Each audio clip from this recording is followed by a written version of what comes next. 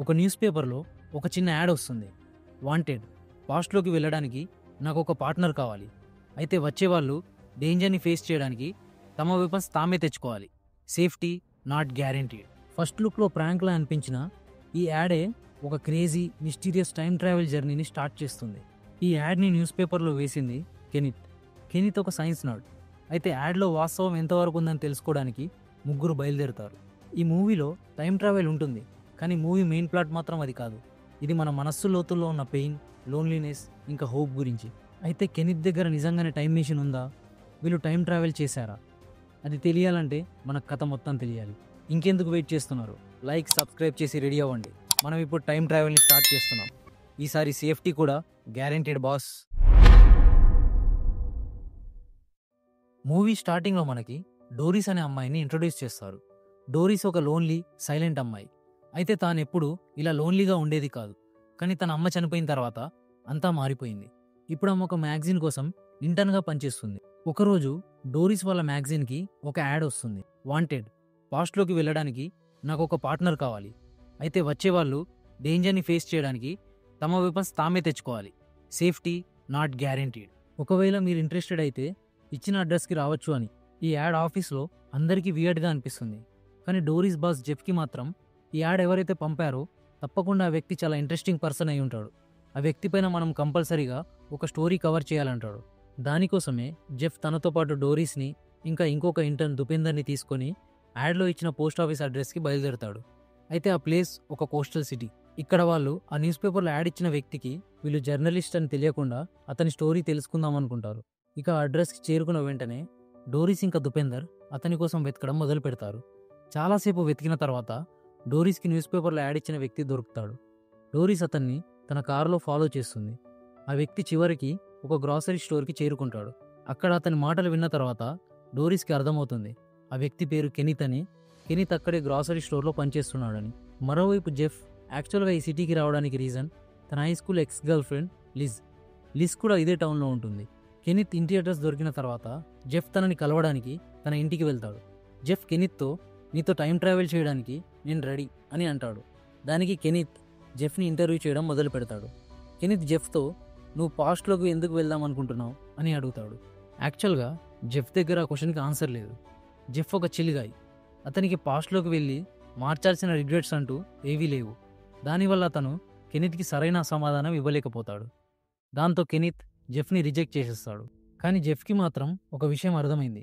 కెనిత్ time travel గురించి చాలా సీరియస్గా ఉన్నాడని. జెఫ్ నెక్స్ట్ డోరీస్ని కెనిత్ దగ్గరికి వెళ్ళి మాట్లాడమంటాడు. నెక్స్ట్ డే డోరీస్ కెనిత్ని గ్రాసరీ స్టోర్లో మీట్ అవుతుంది. అక్కడ డోరీస్ తను టైం ట్రావెల్ చేయడానికి చాలా సీరియస్గా ఉన్నట్టు చెబుతుంది. ఆమె మాటలు విని కెనిత్ కూడా ఇంప్రెస్ అయిపోతాడు. ఆఫీస్ అయిపోయిన తర్వాత కారులో తనని ఫాలో చేయమంటాడు. అయితే డోరీస్ కారులో జెఫ్ కూడా ఉంటాడు. కెనిత్ జెఫ్ని చూస్తే అతనికి డౌట్ వస్తుందని డోరీస్ కెనిత్తో మనల్ని ఎవరో ఫాలో చేస్తున్నారు, మళ్ళీ కలుద్దామని అక్కడి నుంచి వెళ్ళిపోతుంది. ఇది విన్న కెనిత్ తన గన్తో నెక్స్ట్ వస్తున్న వెహికల్ని భయపెడతాడు. నెక్స్ట్ డే జెఫ్ తన ఎక్స్ గర్ల్ ఫ్రెండ్ లిజ్ అడ్రస్ కనుక్కొని ఆమెను కలవడానికి వెళ్తాడు. అయితే చాలా ఏజ్ అయిపోవడం వల్ల లిజ్ ఇప్పుడు జెఫ్కి అంత అట్రాక్టివ్గా కనిపించదు. జెఫ్ ఆమెను కలవకుండానే వెనక్కి వచ్చేస్తాడు. మరోవైపు కెనిత్ డోరీస్ని తన మిషన్ గురించి డిస్కస్ చేయడానికి ఒక హై స్కూల్ ఫుట్బాల్ మ్యాచ్కి పిలుస్తాడు, వాళ్ళని ఎవరు ఫాలో చేయకుండా ఉండడానికి. కెనిత్ డోరీస్తో ఫస్ట్ నువ్వు మిషన్కి కంపాటబుల్ పార్ట్నర్వా కాదా అని తెలియాలి అంటే నేను నీకు కొన్ని టెస్టులు పెడతాను, అవి పాస్ అయిన తర్వాతే టైం ట్రావెల్ అని అంటాడు. డోరీస్ అప్పుడు కెనిత్ని అడుగుతుంది మనం టైం ట్రావెల్ చేసి పాస్ట్లో ఏ ఇయర్కి వెళ్తున్నామని. దానికి కెనిత్ మనం 2001 ఇయర్కి వెళ్తున్నాం, అక్కడ మనం కొద్దిసేపు స్పెండ్ చేసి మన మిషన్ కంప్లీట్ చేసుకొని తిరిగి వచ్చేస్తాం. అయితే దానికి ముందు తన టైం మిషన్లో కొన్ని చేంజెస్ చేయాలి, నెక్స్ట్ వీక్ కల్లా అది రెడీ అయిపోతుంది అని అంటాడు. వీళ్లకు కొద్ది దూరంలో జెఫ్ ఇంకా దుపేందర్ కూడా బీర్ తాగుతూ మ్యాచ్ చూస్తుంటారు. ఇక్కడ దుపేందర్ నువ్వు లిజ్తో మాట్లాడవలసింది, ఆమెను కలవకుండా జడ్జ్ చేయడం కరెక్ట్ కాదంటాడు. దానికి జెఫ్ కూడా లిజ్ని కలవడానికి ఒప్పుకుంటాడు. కానీ అప్పుడే స్టేడియంలో బీర్ తాగుతున్నందుకు ఒక పోలీస్ ఆఫీసర్ వాళ్ళని బయటికి నెట్టేస్తాడు. ఈ ప్రాసెస్లో కెనిత్ జెఫ్ని చూసేస్తాడు. జెఫ్ మనల్ని ఫాలో చేస్తున్నాడు, మనం మళ్ళీ మీట్ అవుదామని కెనిత్ అక్కడి నుంచి వెళ్ళిపోతాడు. నెక్స్ట్ డే కెనిత్ డోరీస్కి ట్రైనింగ్ ఇస్తుంటాడు. దానిలో భాగంగానే షూటింగ్ చేయడం ఇంకా సెల్ఫ్ డిఫెన్స్ కూడా నేర్పిస్తాడు. అయితే ఈ ట్రైనింగ్ ప్రాసెస్ని డోరీస్ చాలా ఎంజాయ్ చేస్తుంది, ఎందుకంటే ఆమెను అక్కడ జడ్జ్ చేయడానికి ఎవరూ లేరు. దీని తర్వాత వాళ్ళిద్దరి మధ్యలో మంచి బాండింగ్ ఏర్పడుతుంది. ట్రైనింగ్ తర్వాత వాళ్ళిద్దరు బీచ్లో కూర్చొని ఉన్నప్పుడు కెనీత్ డోరిస్ని నువ్వు పాస్ట్లో ఎందుకు వెళ్దాం అనుకుంటున్నావు అని అడుగుతాడు. దానికి డోరిస్ తనకు 14 ఇయర్స్ ఏజ్ ఉన్నప్పుడు తన మదర్ కార్ యాక్సిడెంట్లో చనిపోయింది. అయితే చనిపోయే ముందు డోరిస్ తన అమ్మతో మాట్లాడలేదు. ఆ రిగ్రెటే ఆమెను లైఫ్ అంతా హాంట్ చేస్తుంది. అందుకే ఆమె తన అమ్మను కలుసుకొని ఒక్కసారైనా మాట్లాడాలనుకుంటుంది. మరోవైపు జెఫ్ తన ఎక్స్ గర్ల్ ఫ్రెండ్ లిజ్ని కలుసుకుంటాడు. లిజ్ జెఫ్ని చూసి చాలా హ్యాపీగా ఫీల్ అవుతుంది. ఇంకా తనని ఇంటిలోకి ఇన్వైట్ చేస్తుంది. అక్కడ జెఫ్ ఇంకా లిజ్ మంచి కాన్వర్జేషన్ ఎక్స్చేంజ్ చేసుకుంటారు. వాళ్ళు ఇప్పుడు లైఫ్లో ఏం చేస్తున్నారు, ఇంకా వాళ్ళ స్కూల్ డేస్ గురించి మాట్లాడుకుంటారు. ట్రైనింగ్ సెకండ్ డేలో డోరిస్ కెనిత్ ఒక వీడియో రికార్డ్ చేస్తుంది. అది ఒకవేళ వీళ్ళ మిషన్ సక్సెస్ఫుల్ అయితే దాన్ని పబ్లిక్కి పబ్లిష్ చేయాలనుకుంటారు. ఆ వీడియోలో కెనిత్ తను పార్ట్నర్ని ఎందుకు సెలెక్ట్ చేసుకున్నాడో చెబుతాడు. ఒకవేళ మిషన్ మధ్యలో తను డిస్ట్రాక్ట్ అయిపోతే ప్రజెంట్కి తీసుకురావడానికి ఆ పార్ట్నర్ హెల్ప్ అవుతాడని సెలెక్ట్ చేశానంటాడు.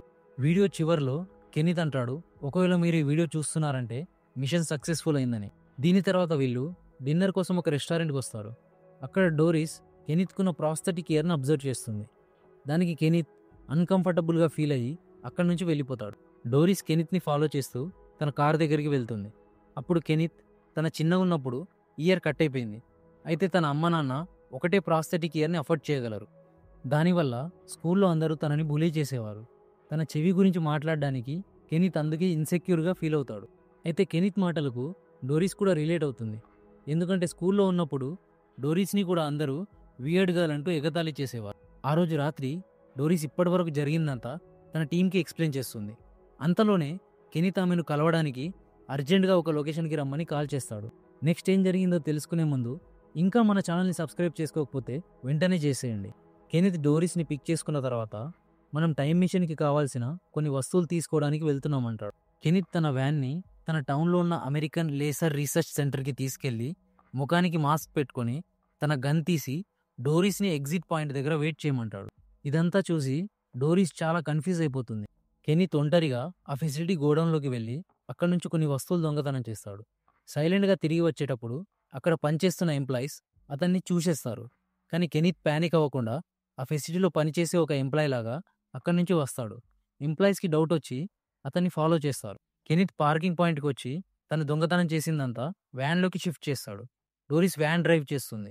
కొద్ది దూరం వెళ్ళిన తర్వాత కెనిత్ వ్యాన్ నుంచి తాను దొంగతనం చేసిన వస్తువులను తన కార్కి ట్రాన్స్ఫర్ చేస్తాడు. ఇంకొద్ది దూరం వెళ్ళిన తర్వాత కెనిత్ తన కార్ని ఒక దగ్గర ఆపేస్తాడు. ఎందుకంటే కెనిత్ ఆ ఎంప్లాయీస్ ఇప్పటికీ తనని ఫాలో చేస్తున్నారు అనుకుంటాడు. ఇదంతా చూసిన డోరిస్ కన్ఫ్యూజన్తో భయపడుతుంది. అప్పుడు ఆమెను కూల్ చేయడానికి కెనిత్ తన స్టోరీ చెబుతాడు. కెనిత్ ఇదంతా తన గర్ల్ ఫ్రెండ్ బెలిండా కోసం చేస్తున్నాడు. అయితే ఆమె ఒక కారు యాక్సిడెంట్లో చనిపోయింది. 2001లో కెనిత్ ఇంకా బెలిండా ఒకే రెస్టారెంట్లో పనిచేసేవాళ్ళు. అయితే ఒక నైట్ డ్రంక్ డ్రైవ్ చేస్తున్న రాన్ అనే అబ్బాయి తన కారుతో యాక్సిడెంట్ చేయడంతో ఆమె చనిపోతుంది. ఇదంతా విన్న డోరిస్ కెనిత్ కోసం సారీ ఫీల్ అవుతుంది. మార్నింగ్ కెనిత్ డోరిస్ని ఎక్కడి నుంచి అయితే పిక్ చేసుకున్నాడో అక్కడే డ్రాప్ చేస్తాడు. దాని తర్వాత డోరిస్ తను స్టే చేస్తున్న మోటల్కి చేరుకుంటుంది. అక్కడ ఆమె నైట్ జరిగిందంతా తన టీమ్మేట్స్కి ఎక్స్ప్లెయిన్ చేస్తుంది. నైట్ కెనిత్ ల్యాబ్ నుంచి కొన్ని లేజర్స్ దొంగతనం చేశాడు. దాంతో తన టైం మెషిన్ త్వరగా రెడీ అయిపోతుంది. ఆ మాట విన్న తర్వాత జెఫ్కి కెనిత్ ఒక మెంటలోడ్లా అనిపిస్తాడు. జెఫ్ తన టీంతో మనం ఒకసారి వెళ్ళి కెనిత్ ఇంటిని చెక్ చేయాలి, అప్పుడే మనకు కెనిత్ రియల్గా టైం మెషిన్ తయారు చేస్తున్నాడా లేదా అన్నది తెలుస్తుంది అంటాడు. దాని తర్వాత ముగ్గురు దొంగతనంగా కెనిత్ ఇంటికి వెళ్తారు. అక్కడ కెనిత్ గ్యారేజ్లో కొన్ని వింత ఇంజన్స్ కనిపిస్తాయి. అయితే అప్పుడే కెనిత్ తన కారు తీసుకొని ఎక్కడికో బయలుదేరుతాడు. అయితే ఇద్దరు గవర్నమెంట్ ఏజెంట్స్ కెనిత్ని ఫాలో చేస్తున్నారు. అయితే తను చెప్పినట్టుగానే రియల్గా గవర్నమెంట్ ఏజెంట్స్ తనని ఫాలో చేస్తున్నారు. అయితే వీళ్ళు కూడా ఆ 2 కార్లను ఫాలో చేస్తారు. కెనిత్కి తనని ఎవరో ఫాలో చేస్తున్నారని అనుమానం వచ్చి వాళ్ళని బురిడీ కొట్టించి అక్కడి నుంచి పారిపోతాడు. ఆ రోజు ఆఫ్టర్నూన్ జెఫ్ లిజ్ని కలవడానికి వెళ్తాడు. వాళ్ళ డేట్ సాఫీగా సాగుతుంది. దాని తర్వాత ఇద్దరు ఇంటిమేట్ అయిపోతారు. మరోవైపు కెనిత్ డోరిస్ను ఒక అడవికి తీసుకొని వస్తాడు. అక్కడ పాడుబడ్డ ఒక పెద్ద ట్రక్ ఉంటుంది. అందులో నుంచి ఒక బాక్స్ తీసి మనం టైం ట్రావెల్ చేసినప్పుడు పాస్ట్లో ఏదైనా ప్రాబ్లం వచ్చినా మనల్ని ఏజెంట్స్ పట్టుకున్నా దాన్ని రాసి ఈ బాక్స్లో పెట్టడం వల్ల మనం ఇద్దరమే కమ్యూనికేట్ చేసుకోవడం కాకుండా ఫ్యూచర్తో కూడా కమ్యూనికేట్ చేయొచ్చు అని చెప్తాడు. అయితే ఆ బాక్స్ ఓపెన్ చేసినప్పుడు అది ఎంటీగా ఉంటుంది. అంటే ఇప్పటి వరకు మనకు పాస్ట్లో ఎలాంటి ప్రాబ్లం రాలేదంటాడు. మరోపక్క జెఫ్ ఇంకా లిజ్ ఇంటిమేట్ అయిన తర్వాత చాలా హ్యాపీగా ఉంటారు. అయితే అప్పుడే జెఫ్ లిజ్ని ప్రపోజ్ చేసి తనతో పాటు సిటీకి షిఫ్ట్ అయిపోమంటాడు. కానీ దానికి లిజ్ ఒప్పుకోదు. ఆమె ఆల్రెడీ ఒకరితో ఇలాగే మూవ్ అవుట్ అయ్యి మోసపోయింది. దీని తర్వాత ఇద్దరికి బ్రేకప్ అయిపోతుంది. కోపంలో జెఫ్ మోటల్కి తిరిగి వచ్చి దుపిందర్ని తీసుకొని ఒక పార్టీకి బయలుదేరతాడు. అక్కడే దుపిందర్ చిన్నపిల్లాడు లాలీపాప్ని చూసి ఆశపడ్డట్టుగా అదే పనిగా ఒక అమ్మాయిని చూస్తూ ఉంటాడు. అయితే ఇంట్రోవర్ట్ అవ్వడం వల్ల ఓపెన్ అప్ అవ్వడానికి భయపడతాడు.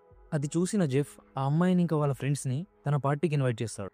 ఆ తర్వాత జెఫ్ దుపిందర్ని యుద్ధానికి వెళ్ళే వీరుడిలా మోటివేట్ చేసి ఆ అమ్మాయి ఉన్న గదికి పంపిస్తాడు. అయితే ఇంట్రోవర్స్ గురించి తెలిసిందే కదా, మోటివేషన్ లేకపోతే మంచినీళ్ళు అడగడానికి కూడా మొహమాట పడతారు. జెఫ్ మాటలకు ధైర్యం తెచ్చుకొని దుపిందర్ గదిలోకి వెళ్ళి అమ్మాయితో ఇంటిమేట్ అవుతాడు.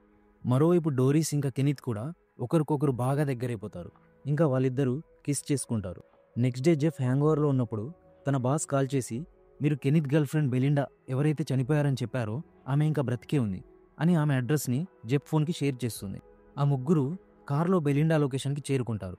డోరిస్ బెలిండాతో తన మ్యాగజైన్కి ఒక ఇంటర్వ్యూ కావాలని చెప్పి బెలిండాని కెనిత్ గురించి అడుగుతుంది.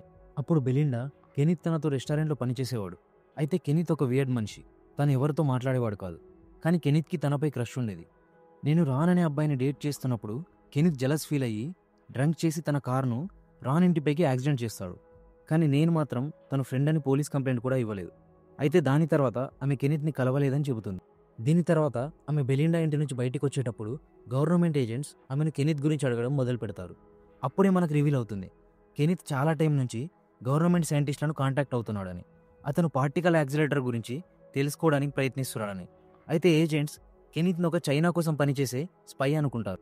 బెలిండా ఇంకా ఏజెంట్స్ మాటలు విన్న తర్వాత డోరిస్ మనసు విరిగిపోతుంది. తన టీమ్మేట్స్తో నేరుగా కెనిత్ ఇంటికి వెళ్తుంది. కెనిత్ డోరిస్ని తన ఇంట్లో చూసి షాక్ అయిపోతాడు. ఇంకా ఈరోజు సాయంత్రమే మనం టైం ట్రావెల్ చేయబోతున్నామని చెబుతాడు. డోరిస్ కోపంలో కెనిత్తో, నువ్వు నిజంగానే టైం ట్రావెల్ చేస్తున్నావా? ఎందుకంటే నేను ఇప్పుడే బెలిండాని కలిసి వస్తున్నాను, ఆమె ఇంకా బ్రతికే ఉంది అని అంటుంది.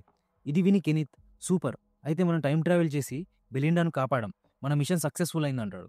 అప్పుడే ఏజెంట్స్ కెనిత్ ఇంటిలోకి రావడాన్ని చూసి జెఫ్ డోరిస్కి వార్న్ చేయడానికి లోపలికి వస్తాడు. అయితే జెఫ్ మాటలు విని కెనిత్కి అర్థమైపోతుంది వీళ్ళంతా ఒకటే టీం అని. ఇప్పటి వరకు డోరిస్ తనతో అబద్ధం ఆడిందని ఫ్రీకౌట్ అయిపోతాడు. డోరిస్ కెనిత్తో తనకు నిజంగానే ఫీలింగ్స్ ఉన్నాయని ఎక్స్ప్లెయిన్ చేయడానికి ప్రయత్నిస్తుంది. కెనిత్ ఆమె మాటలు వినకుండా తన టైం మిషన్ దగ్గరికి పారిపోతాడు. దీని తర్వాత జెఫ్ ఇంకా డోరిస్ కెనిత్ గ్యారేజ్లోకి వెళ్తారు. అక్కడ వాళ్లకు Kenneth time machine blueprints దొరుకుతాయి. వాటిని చూసి కెనిత్ నిజంగానే ఒక జీనియస్, రియల్గానే టైం మిషన్ కనిపెట్టాడని వాళ్ళకు అర్థమైపోతుంది. డోరిస్ కెనిత్ని ఫాలో చేస్తూ చివరికి టైం మిషన్ ఉన్న దగ్గరికి వచ్చేస్తుంది. కెనిత్ బోట్ బ్యాక్ సైడ్న పార్టికల్ యాక్సిలరేటర్ని ఫిక్స్ చేసి టైం మిషన్ క్రియేట్ చేస్తాడు. అప్పుడు డోరిస్, నేను మ్యాగజైన్ కోసం పనిచేస్తున్న సంగతి నీ దగ్గర దాచిన విషయం నిజమే, కానీ ఇప్పటివరకు నీతో గడిపిన జర్నీ మొత్తం నిజం అని కెనిత్కి ప్రపోజ్ చేస్తుంది. కెనిత్ కూడా ఆమెను యాక్సెప్ట్ చేస్తాడు. అప్పుడు కెనిత్ జెఫ్ ఇంకా ఏజెంట్ చూస్తుండగా టైం మిషన్ని ఆన్ చేస్తాడు. దాని నుంచి ఒక లేజర్ పైకి ఆకాశానికి వెళ్తుంది. ఇంకా బ్యాక్ సైడ్ పార్టికల్ యాక్సిలరేటర్ నుంచి ఒక ప్లాజ్మా క్రియేట్ అయ్యి వాళ్ళని ఒక్కసారిగా మింగేస్తుంది. దాంతో బోట్ ఒక్కసారిగా మాయమైపోతుంది. ఇలాంటి మరిన్ని ఇంట్రెస్టింగ్ మూవీస్ కోసం don't forget to subscribe our channel movies in minutes. ఇంకా ఈ వీడియో నచ్చితే లైక్ చేయండి, కామెంట్ చేయడం మట్టుకు మర్చిపోకండి. నెక్స్ట్ వీడియోలో కలుసుకుందాం. అంతవరకు సెలవు. బాయ్.